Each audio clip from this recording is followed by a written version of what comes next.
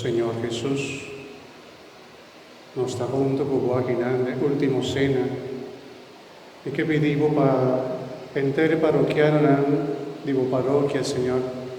Vos escogemi para mitad sacerdote de parroquia aquí.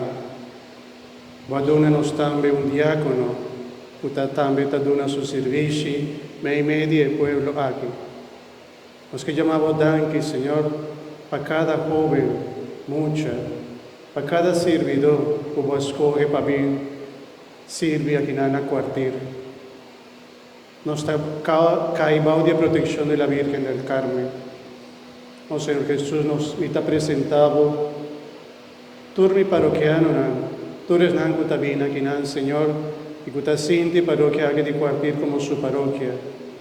Y también para tú eres nan, que también te viva de protección de la Virgen María, del barrio que te caibao de su protección. Tú eres gente que está aquí cerca, tú eres vecina, tú eres gente grande y también que porta agua no por bien, tú eres enfermo, tú eres nan que está un tiqui que está pasando por este momento tan difícil. Y te entregamos, Señor, entera comunidad de Bomán. Y me te pedimos, vos, escúchanos, oh Señor Jesús, nos que llamamos tan y también para invitación que nos ha recibido a hoy noche.